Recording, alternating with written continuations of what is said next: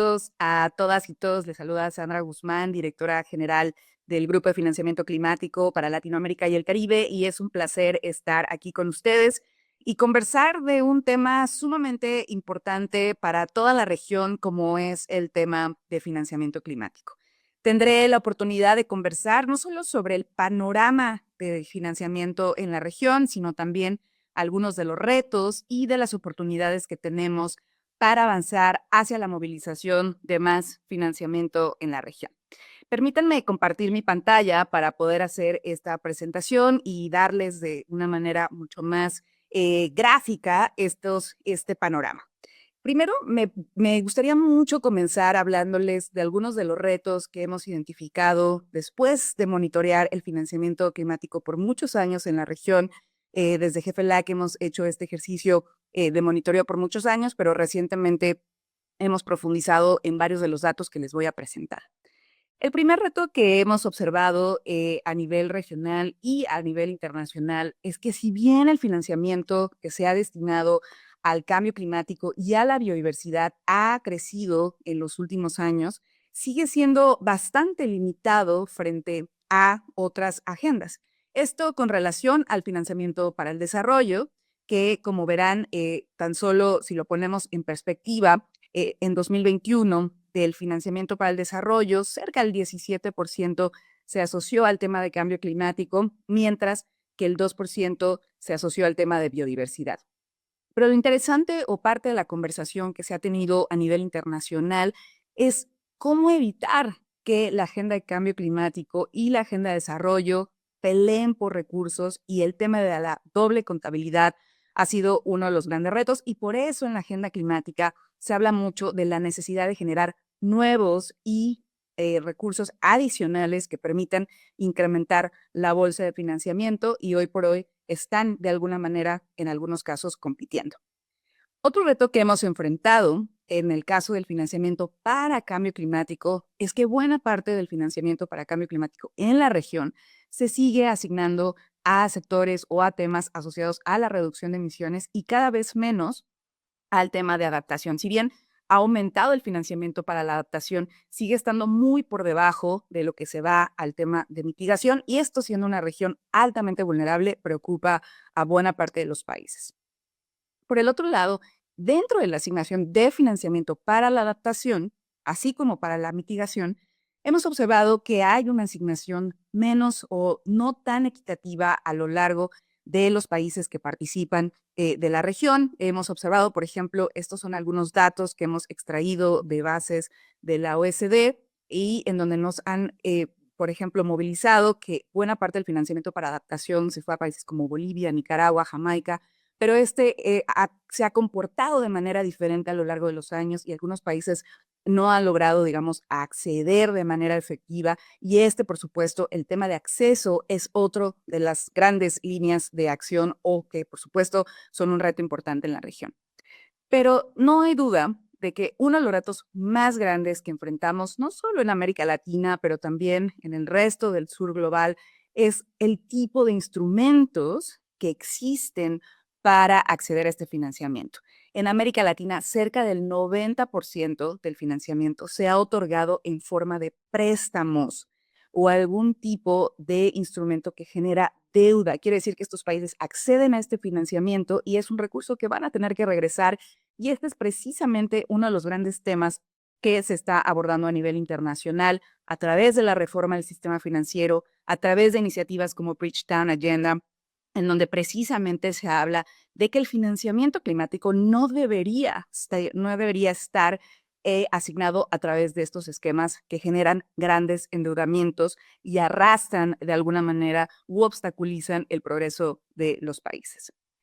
Desde el GFLAC nos hemos dado a la tarea de hacer un análisis comprensivo de este tipo de información por varias razones. Por un lado, porque creemos que muchos de los datos que estamos observando, los que les acabo de presentar, vienen de bases de datos internacionales como la OECD, que no siempre reflejan la realidad de las cosas. Por eso nos hemos dado a la tarea de hacer un análisis mucho más profundo de cada uno de los países, sobre todo los 20 países más emisores, que son los que hemos venido analizando en los últimos años, para entender dónde está el financiamiento. En ese sentido, hemos desarrollado este índice de finanzas sostenibles, que es una herramienta que nos ha permitido entender no solo cuáles son los ingresos sostenibles que tienen los países, sino también cuáles son los ingresos y egresos que pueden provenir de fuentes intensivas en carbono y que de alguna manera no nos están permitiendo avanzar hacia un desarrollo mucho más sostenible. Para llevar a cabo este análisis, elaboramos o analizamos cuatro grandes variables. Por un lado, el tema de ingresos sostenibles. A esto nos referimos, por ejemplo, cuánto viene de esos fondos internacionales o de esos mecanismos como el Fondo Verde del Clima y otros esquemas que van a ayudar a la atención de cambio climático. Y recientemente también hemos adentrado nuestro análisis en el tema de biodiversidad. ¿Cuánto estamos recibiendo de este tipo de fondos?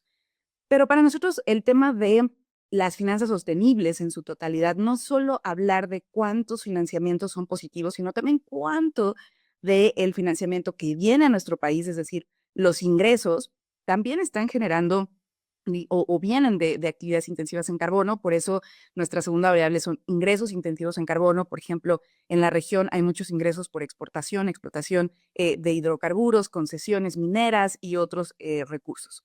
Por el otro lado, no solo nos interesa cuánto llega, sino también nos interesa mucho entender cómo es que nuestros países están gastando su financiamiento y por eso analizamos el tema de presupuesto. Tenemos la variable de presupuestos sostenibles que nos permite analizar en dónde está el financiamiento que están ayudándonos o que puede ayudarnos a combatir el cambio climático y a proteger la biodiversidad. Analizamos temas de eficiencia energética, energía renovable. Hemos adentrado información, por ejemplo, en temas forestales, en temas de atención de desastres naturales asociados a la agenda de adaptación, por ejemplo.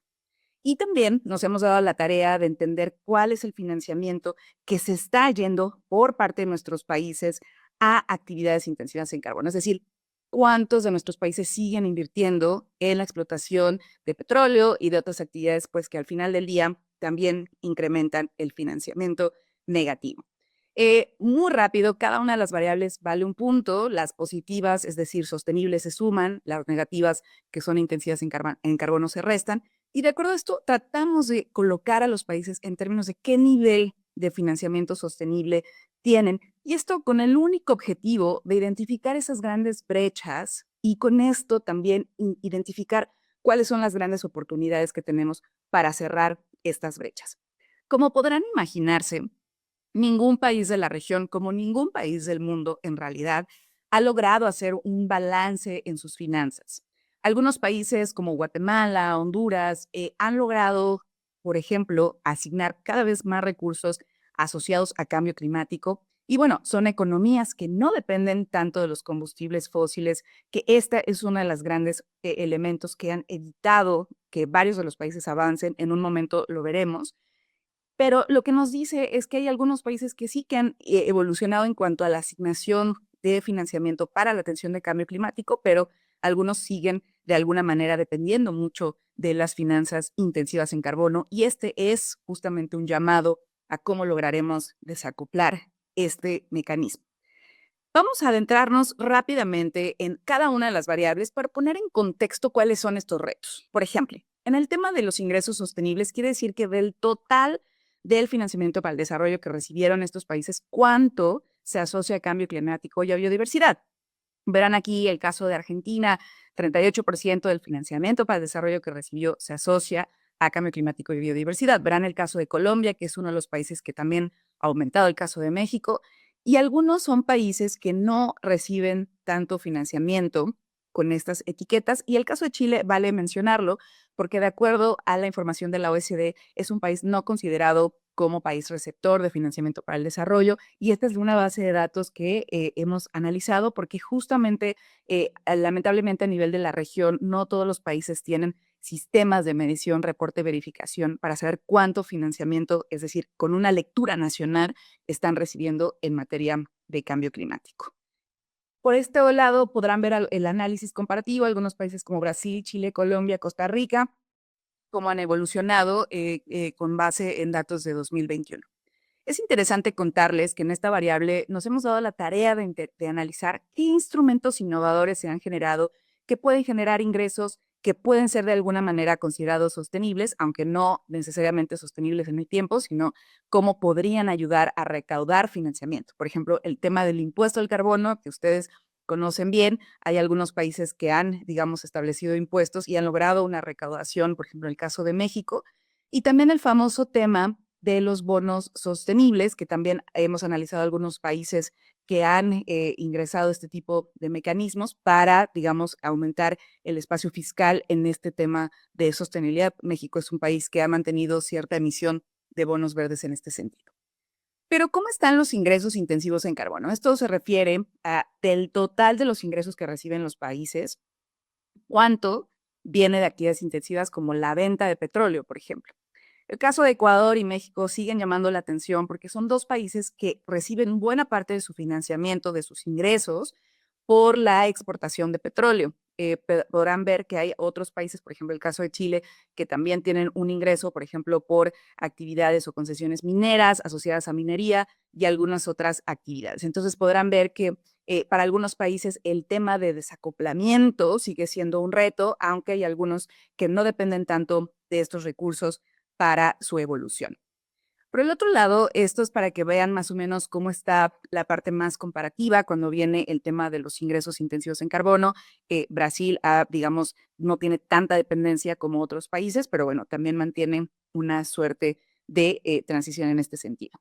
Ahora, ¿qué estamos observando en relación a lo que gastan nuestros países? Bueno, del total del presupuesto que los países establecieron, en este caso, estos son datos para 2023, por ejemplo, el caso de El Salvador, del total del presupuesto que El Salvador aprobó para 2023, 3.16 se asoció a temas para, digamos, para atención de cambio climático, ya sea etiquetado o que son, digamos, claramente tienen un impacto en la reducción de emisiones, como las energías renovables, por ejemplo. El caso de Guatemala 1.3 y así. Algunos países han avanzado mucho en mejorar la asignación de presupuesto, pero con relación al resto de las agendas sigue siendo una porción muy, muy pequeña. Aquí solo alguna comparativa, por ejemplo, el caso de Brasil, solo el 0.15% de su financiamiento, de su presupuesto total está asociado a estos temas y bueno, digamos, ha variado en relación al total, ¿no? De su presupuesto. Evidentemente, Brasil es una economía mucho más grande, pero bueno, esto lo extraemos en función de los porcentajes. Ahora, ¿cómo luce el presupuesto intensivo en carbono? ¿Qué quiere decir? ¿Cuánto están gastando los países en este tipo de actividades? Por ejemplo, el caso de Bolivia se ha mantenido en los últimos 5 años que hemos hecho este análisis, 17% de su presupuesto se va anualmente a la producción de actividades, por ejemplo, sobre todo producción de petróleo. El caso de México también es alto. Y el caso de Costa Rica últimamente ha incrementado en este rubro porque han invertido más en exploración también y en temas de combustibles, por ejemplo, gasolina y diésel que están buscando también producir. Entonces, aquí solo como una comparativa, algunos países han aumentado muchísimo en este gasto intensivo en carbono. Yo creo que lo que es interesante para América Latina es sí reconocer que hay unas brechas todavía muy grandes. Si lo ponemos en conjunto, los 20 países que analizamos reciben 19 veces más ingresos intensivos en carbono por estas actividades fósiles en primera instancia que en actividades que financiamiento para proteger el clima o para proteger la biodiversidad. Esto nos lleva a una reflexión grande de cómo vamos a lograr el cambio de paradigma sistémico para darle valor y para generar ingresos de otra manera, porque lo mismo sucede a nivel de presupuesto. Gastamos 12 veces más en actividades intensivas en carbono que en actividades para conservar, proteger la naturaleza, transitar energéticamente, y esto, por supuesto, son retos importantes porque, desde luego, necesitamos financiamiento internacional, pero también es cómo vamos a lograr hacer esa, digamos, limpieza de nuestras finanzas públicas hacia adelante. El caso de Chile, por supuesto, queríamos reconocer, es uno de los países, junto con Colombia y algunos otros, que han avanzado mucho en el análisis, en el entendimiento de estos temas. Vale decir que, por ejemplo, algo que ha sido muy interesante en el caso de Chile es identificar por qué los datos que nosotros mostramos pueden diferir de algunos de los análisis que se han hecho en Chile. En Chile, por ejemplo, se ha identificado que buena parte del financiamiento climático está asociado a ministerios, secretarías, como es el caso de Agricultura, de Obras Públicas, y a veces no siempre se etiqueta como tal. Entonces es importante como hacer ese análisis mucho más profundo para saber qué tanto estos recursos a veces no están etiquetados. Entonces lo que nosotros mostramos es que puede ser que algunos países invierten más, pero no lo etiquetan como tal, y por eso es importante mantener este ejercicio de análisis mucho más profundo, no solo en términos cuantitativos, sino también en términos cualitativos. Ahora, ¿cuáles son los retos que vamos a enfrentar como región de aquí, sobre todo hacia la COP30, pero pensando en el futuro? Como saben, el año pasado en la COP29 se aprobó lo que es la nueva meta colectiva cuantificable de financiamiento climático, o el NCQG por sus siglas en inglés. Y es esta meta que buscaba sustituir los 100,000 millones de dólares que se aprobaron desde 2009, y es un proceso que tomó 3 años y que justamente se concluyó en la COP29. Para dar, digamos, un contexto amplio, se aprobaron dos metas cuantitativas. Por un lado, se aprueban la, digamos, movilización de 300,000 millones de dólares, que justamente sustituyen los 100,000 millones de dólares que se habían aprobado en 2009. Pero dado que esto representaba una cifra pues bastante menor, se propone establecer una ruta para movilizar hasta 1.3 billones o trillones en inglés, y por eso se crea esta ruta Bakú-Belén, que en teoría va a, digamos, a llevarse o a desarrollarse a lo largo del año y que se va a presentar en la COP30. Pero quisiera llamar su atención sobre dos aspectos importantes con relación a estos temas. Por un lado, este resultado de esta COP fue un resultado muy frustrante, porque si bien se aprueban estos 300 y este 1.3 billones, la realidad es que esto no se asemeja o no cubre las necesidades de los países en desarrollo, que actualmente y según diversas fuentes están valuadas entre 3 y 5 billones o trillones en inglés. Es decir, lo que se aprobó aquí como una meta aspiracional realmente no alcanza o no alcanzaría para cumplir con las necesidades de los países. Pero además de esto, hay otras problemáticas, como que se habla de que este financiamiento vendrá tanto de recursos públicos como de recursos privados, sin mucha claridad de cuánto vendrá de una u otra fuente. Hay algunas cosas positivas que surgen de esta conversación. Por ejemplo, se reconoce que uno de los grandes problemas que tenemos es el tema de la deuda y el costo de transacción, y que son temas que se tienen que atender en el futuro. Algunos otros temas que se establecen o que hay que poner mucha atención, por ejemplo, es el rol de los mecanismos. ¿Cuál va a ser el rol de mecanismos y de fondos climáticos? Se habla de la importancia de triplicar el financiamiento de estos fondos, pero no se habla con mucha claridad de cómo se hará, cómo se incrementará este financiamiento. Y por el otro lado, se habla de que otros mecanismos, por ejemplo, los bancos multilaterales de desarrollo, jugarán un rol, pero justamente es importante cómo. Y por eso un punto que para el jefe LAC es muy importante es no solo hablar de la cantidad de financiamiento, sino más y todavía más importante, de la calidad. Cómo asegurar que el financiamiento que recibamos realmente va a atender las necesidades y no va a incrementar en demasía la deuda o hacerla totalmente insostenible.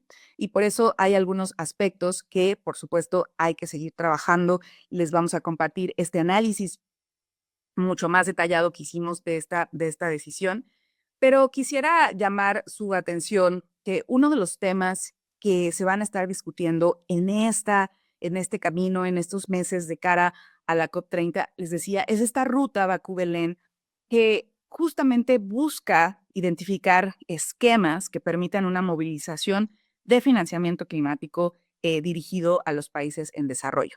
Esto que ustedes ven en pantalla es una propuesta que desde Jefe LAC, en colaboración con otras organizaciones, hemos establecido, porque creemos que esta ruta puede ser una gran oportunidad para redefinir cómo vamos a recibir el financiamiento. Y por un lado, es fundamental reconocer que hay grandes brechas. Tenemos que hacer el reconocimiento de que el financiamiento que hoy por hoy se está destinando no está llegando de la misma manera, los países no están accediendo de la misma manera, pero además los instrumentos utilizados, como ya lo decíamos, no están favoreciendo a los países en desarrollo y tampoco a las necesidades de los mismos. Por eso hay que hablar, sí, de una diversidad de fuentes, tanto bilaterales como multilaterales, pero también hay que hablar de principios fundamentales que tienen que estar considerados como temas de acceso, de escalamiento, de escalabilidad de estos recursos, de la predecibilidad, de la gobernanza y, por supuesto, de la transparencia.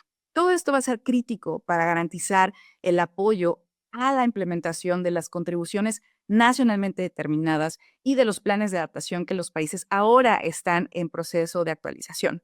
¿Cómo vamos a aumentar la ambición si los países no tienen acceso suficiente al financiamiento? Y por supuesto, esto de alguna manera se alinea a muchos procesos que están teniendo lugar tanto a nivel de las conversaciones de la convención como el tema de la meta de adaptación y de lo que es el artículo 21C, que habla de hacer que todos los flujos sean consistentes con el desarrollo bajo en carbono. Pero también todos estos temas son de suma importancia para conectarlos con procesos que se están dando fuera de la convención, como es el tema de la reforma del sistema financiero. Si los bancos multilaterales de desarrollo van a jugar un rol más activo, tienen que cambiar fundamentalmente la manera en que operan para posicionar estos temas en el corazón de sus inversiones y generar mecanismos mucho más accesibles y que faciliten a los países el acceso a este financiamiento. Están algunas conversaciones, como es la convención fiscal, mejorar la tributación en los países, pero sobre todo hacerla más transparente, así como otros procesos. Llamo su atención sobre que este año se va a llevar la reunión del financiamiento para el desarrollo, o FFD4, como se le denomina, en donde se va a discutir precisamente cómo se va a hacer una armonización de todo el proceso de financiamiento para favorecer el desarrollo de los países. Muchas son las recomendaciones que quiero dejarles, pero voy a enfatizar algunas. Desde luego, es muy importante que a nivel internacional sigamos trabajando en la interconexión de estos diferentes procesos, mejorar la movilización del financiamiento, pero sobre todo impulsar desde la región que haya cada vez más financiamiento para la adaptación y que realmente logremos atender las necesidades que están, digamos, hoy por hoy enfocadas en las pérdidas y los daños y cómo logramos salir de este modelo extractivista para transitar hacia un modelo cada vez más eficaz, más sostenible y que nos permita desacoplar nuestras economías de los combustibles fósiles. A nivel nacional tenemos una gran oportunidad de mejorar el diseño de las NDCs, pero yo quisiera invitarles a no dejar la oportunidad de construir estrategias de financiamiento para implementar esas NDCs y poder decir con claridad cuánto podemos pagar de nuestro financiamiento, de nuestros recursos públicos y cuánto nos falta y cómo podríamos complementar ese financiamiento de fuentes internacionales o fuentes privadas. Quiero agradecerles muchísimo, gracias a las contribuciones de muchos gobiernos hemos logrado mejorar mucho la calidad de los datos del índice y queremos seguir invitándoles, hemos trabajado mucho con diferentes actores y queremos invitarles a seguir mejorando esta información para identificar estas brechas y les invito a conocer la plataforma de finanzas sostenibles en donde toda la información que hemos recabado a lo largo, sobre todo de estos 5 años con el índice, para que ustedes puedan conocer más sobre los flujos que hemos identificado en sus países y seguir mejorando, porque no hay manera de mejorar si no logramos entender en dónde estamos, hacia dónde queremos ir y cómo cerramos estas brechas. Yo quiero agradecerles muchísimo por su atención y sobre todo por la oportunidad de participar en este espacio, compartirles esta información y sobre todo invitarles a seguir mejorando en los procesos de transición y de transparencia para que este entendimiento de los datos nos lleve a mejorar la toma de decisiones en los meses por venir, ya que nos encontramos en un contexto internacional sumamente complejo, pero eso no debe paralizarnos, sino motivarnos a hacer las transformaciones que tanto queremos. Yo les agradezco muchísimo y les deseo una excelente jornada. Gracias.